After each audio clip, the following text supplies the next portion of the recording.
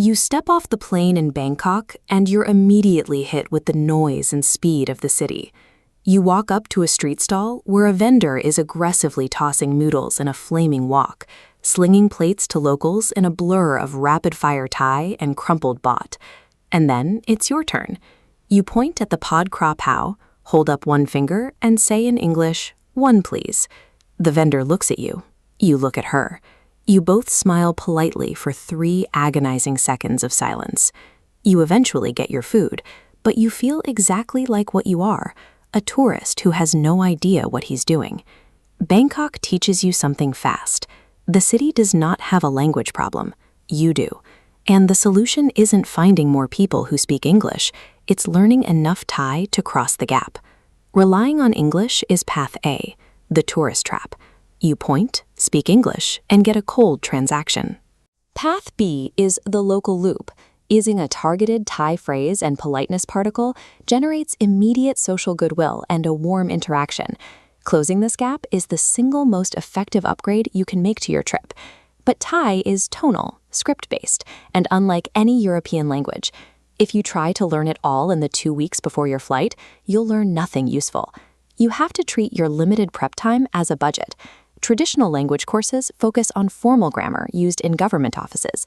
If you leave in 3 weeks, that approach offers a very poor return on your time. This chart evaluates language learning purely through the lens of efficiency. We call it minimum viable Thai. We map linguistic features on 2 axes, the time and effort required versus the social ROI. The goal is to skip the low-leverage textbook grammar and exclusively target the specific inputs that earn you respect on the streets of Bangkok. The first major advantage is that Thai has 0 verb conjugation and no plural forms. Pai means go, whether you went yesterday or are going tomorrow. 1 mango and 5 mangoes use the exact same word. You don't need to memorize conjugation tables. You just use context words for time and numbers. This frees up the mental bandwidth you'll need for the rules that actually matter. That bandwidth must go toward politeness particles. These are the most critical, non-negotiable part of any Bangkok street interaction.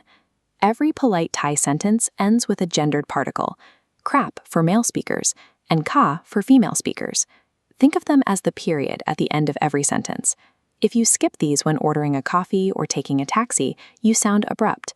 At worst, you sound deeply rude. Mastering this single, low-effort habit provides an instant baseline of social respect that encourages locals to overlook almost any other linguistic mistake you make. With the particles in place, you can add high-leverage phrases like aroy mak, which means very delicious. Saying aroy to a street food vendor after taking a bite earns genuine warmth. It tells them their food is good and that you are present in the experience, not just pointing and eating. The vendor will likely remember you for it. Then there is mai pen rai. This is the Thai philosophy in 3 words. It means no worries or it's okay. You'll hear it when someone bumps into you on the BTS or when a misunderstanding occurs. Saying it yourself signals that you understand how Bangkok actually operates. Memorizing these specific phrases bridges the cultural divide faster than perfectly structured sentences. It proves that your intent matters more than your fluency. But there is a hurdle. Thai is tonal. Getting the tone wrong changes the word entirely. The syllable mai can mean no, new, or would, depending on the pitch. These are not variations of one word. They are completely different words. If you aren't careful, you might confidently try to reject a spicy dish and accidentally order a block of timber. Tones are not musical notes, but specific pitch patterns applied to a syllable. This graph illustrates the 5 pitch patterns. The mid-tone is flat and neutral, with no particular emphasis. The low tone starts slightly below that neutral line and stays there. The falling tone starts higher and drops sharply, sounding like a resolving statement. The high tone starts above neutral and holds steady there. And the rising tone dips low before swooping up, mimicking the inflection of an English question. To get this right, you must stop using pitch to express emotion, and instead treat pitch as the spelling of the word itself. This pitch awareness is often undermined by street signs and menus that use the English alphabet to spell out Thai words. There is no standard romanization system in Thailand. You will see thank you spelled as KHOB, KOP, and KOB across different maps. This inconsistency is exactly why learners often struggle with pronunciation.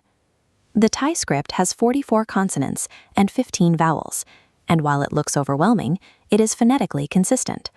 Once you know the script, it tells you exactly how to pronounce a word and which tone to use. Learning the script requires a massive upfront time investment, but it is the only way to escape the tourist plateau and achieve accurate pronunciation. The specific language tools you need depend entirely on your itinerary.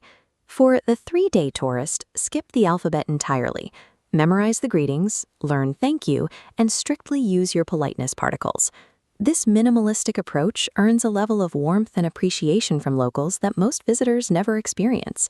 In Bangkok, even a small amount of effort has an outsized return. But if you are the optimizer or a digital nomad staying for months, you cannot survive on Romanized menus. You must invest the hours into the script and mastering all 5 tones to navigate the city effectively. Matching your effort to your timeline prevents burnout and ensures you get the best return on your time. Most standard language apps teach the formal, robotic Thai found in classrooms. They won't teach you the clipped, blended register actually spoken in neighborhoods like Thonglor. Street Tongue is designed specifically to teach Bangkok street Thai. It uses real-time pronunciation scoring to correct your tonal pitches so you can be confident you're being understood. You can find the App Store links in the description to start building your minimum viable Thai toolkit before your flight. What is the one phrase you always learn before visiting a new country? Tell us in the comments so we can build a master list.